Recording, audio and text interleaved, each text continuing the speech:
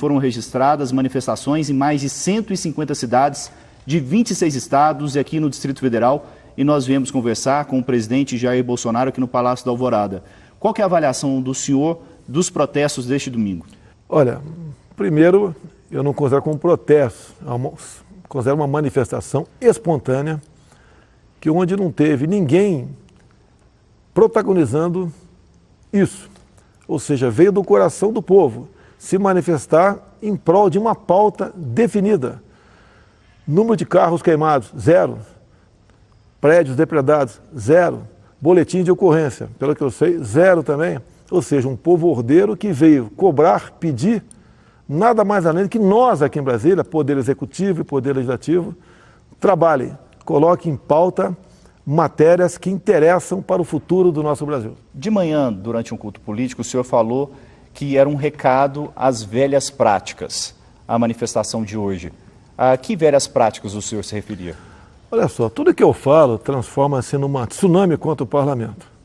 Eu não quero brigar com o parlamento acho que nem quer brigar comigo. Mas a verdade incomoda muita gente. Tá? O que se fazia antigamente era que após as eleições, o novo presidente distribuía, em especial, ministérios para os respectivos partidos políticos. O que o povo não quer é isso. O parlamento do momento deu sinal mais do que claro que também não quer mais isso. Agora, algo está travando a nossa pauta. Nós podemos discutir várias questões, né? Várias pautas ao mesmo tempo em Brasília. Se bem quem faz essa pauta e quem, na prática, bota para funcionar a Câmara e o Senado são os presidentes Rodrigo Maia e Davi Alcolumbre. Tenho conversado com eles, né? Eles têm essa vontade também. Alego, em parte, que tem o problema de algumas lideranças que pensam de maneira contrária. Mas eu espero que esse movimento seja um recado, não apenas do parlamento não, para nós do Poder Executivo, e em parte para os magistrados do Brasil também, para todos aqueles, tá, que de uma forma ou de outra interferem na feitura de leis, de modo que essas leis venham a ser feitas de forma mais rápida, para que nós saiamos dessa situação crítica que nos encontramos. Você pode ver, eu peguei um orçamento, já com problemas, estamos pedindo suplementação de verba de um pouco acima de 200 bilhões de reais para poder concluir o ano. Então nós precisamos de pautas outras, além dessas que eu falei, como a reforma tributária.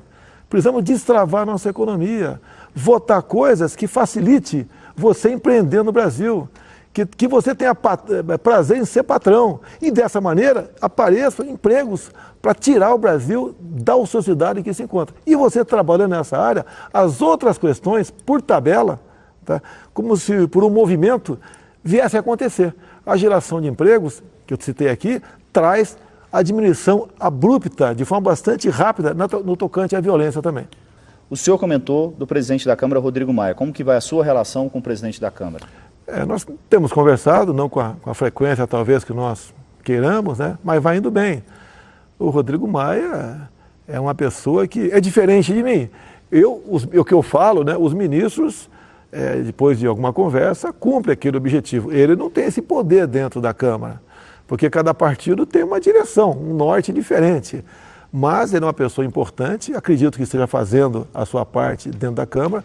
Vou conversar com ele durante a semana novamente, bem como com o Davi Alcolumbre, como pretendo conversar novamente com o Dias Toffoli, para a gente ter um pacto entre nós, para botar o Brasil realmente no destino que toda essa população maravilhosa quer que o Brasil esteja. Nós temos tudo para ser uma grande nação. Falta apenas nós em Brasília aqui, conversarmos um pouco mais e discutirmos realmente o que nós temos que votar em especial, né?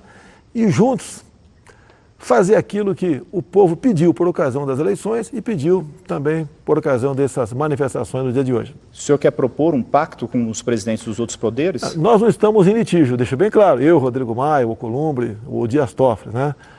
Nós estamos em harmonia, mas eu acho que falta a gente conversar um pouco mais, e a culpa é minha também, para que nós coloquemos na mesa o que nós temos que aprovar, o que nós temos que também revogar, porque tem muita legislação que atrapalha o crescimento do Brasil, para esse país aqui chegar no local de destaque que ele merece. Eu estive há pouco no Texas, Estados Unidos, aquele estado, se eu não me engano, né, se fosse sozinho, seria a 10ª economia do mundo. Como é que pode o Brasil, desse tamanho, ser a 8ª economia do mundo? Muito tem se falado do Congresso tocar algumas reformas que não foram propostas pelo governo, como tem ocorrido com a reforma tributária. O senhor vê algum problema nisso? Sem problema nenhum. Se eu não me engano, essa proposta é do Baleia Rossi de São Paulo, né?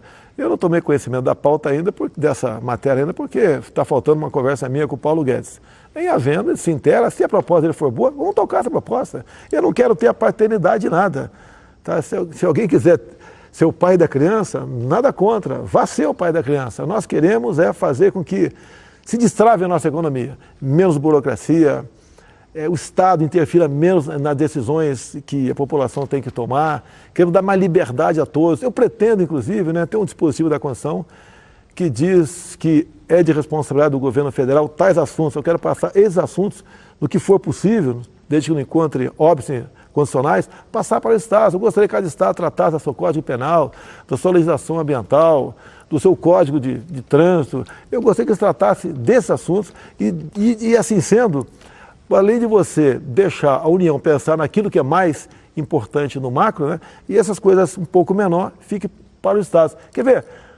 O que, com todo respeito, né, nós aqui do DF, eu estou aqui no Distrito Federal, tem conhecimento com profundidade sobre a legislação ambiental de Roraima.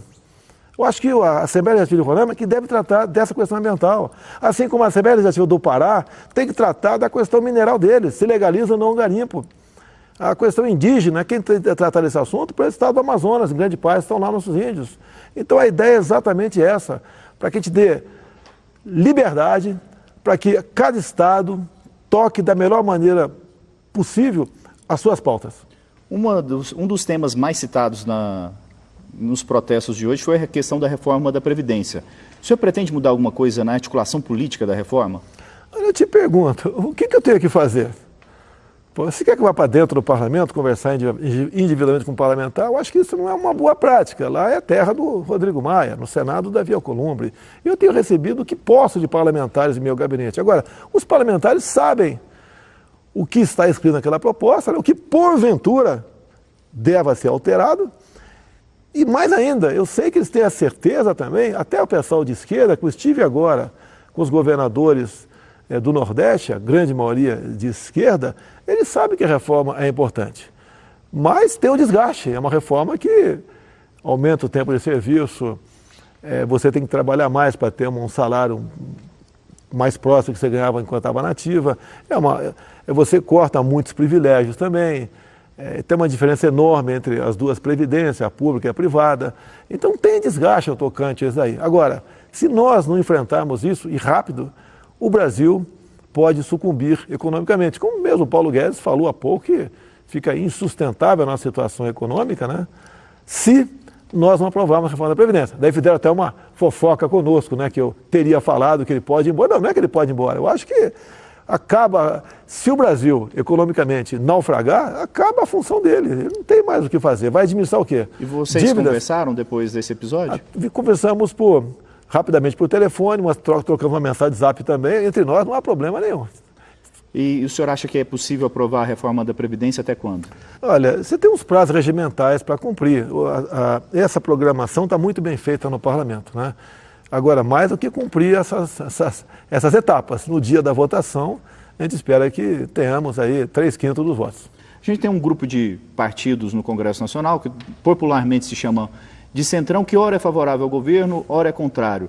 Como que está a relação com o Centrão, o governo, e como o senhor vê esse posicionamento desses partidos, ora favorável e ora contra o governo? Olha, eu tive no Paraná esses dias, tinha um grupo de parlamentares ali que estavam nos partidos ditos Centrão. E eles ali falaram, olha, esse rótulo não está pegando bem para nós, né?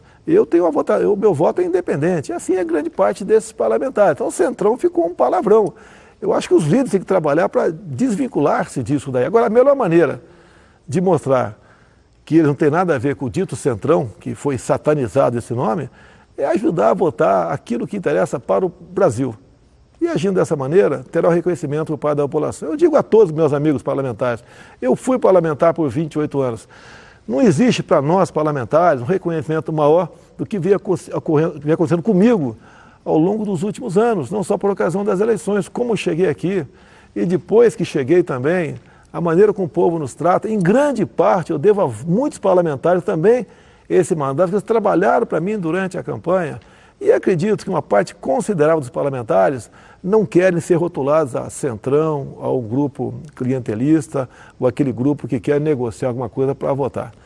Então o que falta? É se libertar, é procurar o líder, discutir a pauta e tocar o barco. O senhor recebe ainda esse tipo de pedido de grupos parlamentares para ter algum favorecimento, alguma indicação dentro do governo para votar a favor do governo? Eu só tive, em um momento, 2 parlamentares pedindo ministério para mim. Mas nenhuma das vezes que me encontrei com eles houve esse tipo de pedido. Todos dizendo que queriam realmente trabalhar pelo Brasil. E realmente eu acho que eles querem, mas tem alguma coisa que está travando isso daí que eu não sei explicar para você. Pode citar? Não vou citar não, porque é questão de ética aqui, até porque foi uma conversa reservada, nós temos que preservar isso daí, até para não perdermos a credibilidade junto ao parlamento brasileiro. Então, como disse, essa forma de fazer política existia no passado. Desculpa aqui, eu acho que é pela primeira vez na vida, estamos vendo no Brasil um presidente que, depois de eleito, está tentando, de todas as formas, fazer cumprir o que falou durante a campanha. Quando você fala em Centrão, esse nome surgiu lá atrás, quando o senhor Geraldo Alckmin juntou vários partidos, né, para apoiá-la por ocasião das eleições. Ali, então, apareceu o nome Centrão, ali que tudo começou. Acabaram as eleições, não existe mais Centrão. O nome está errado. Agora, os parlamentares têm que buscar uma maneira de se desvincular disso aí, porque é bastante complicado você sendo pejorativamente enquadrado como estar num Centrão que quer negociar tudo, segundo eu vejo pela mídia aí. Agora, comigo, o Centrão nunca, ou melhor, os parlamentares do dito Centrão nunca procuraram para discutir partilha de ministérios, de estatais ou bancos oficiais. Um projeto muito citado pela população hoje também foi o pacote anticrime do ministro Sérgio Moro.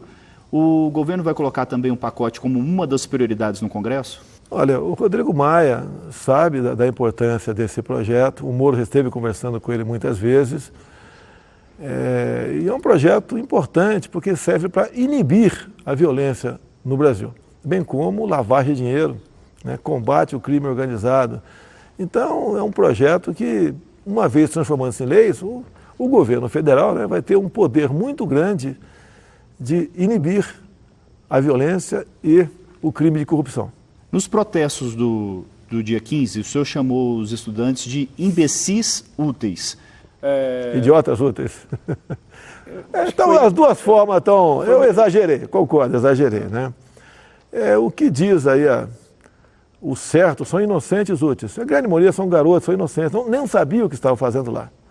Tá? Então, na teoria grancista, né, usa-se a inocência das pessoas para atingir o objetivo. E uma vez atingindo, as primeiras vítimas são exatamente essas pessoas. Então a garotada foi na rua contra corte na educação. Não houve corte. É um contingenciamento, eu deixei de gastar, eu não tirei o dinheiro do banco. Segurei aproximadamente 3,6% do montante, que seria 30% de 12% das despesas discricionárias. E a molecada, né, foi usada, essa garotada foi usada por professores inescrupulosos, uma parte, né, para fazer uma manifestação política contra o governo. Nós sabemos que a juventude tem um peso muito grande nessas manifestações. Agora, me desculpe, mas foram usados por esses professores que não têm, a minoria, né, não tem o compromisso de fazer com que esses jovens sejam, lá na frente, bons profissionais, bons empregados ou bons patrões. Presidente, muito obrigado pela entrevista e um bom domingo para o senhor. Obrigado.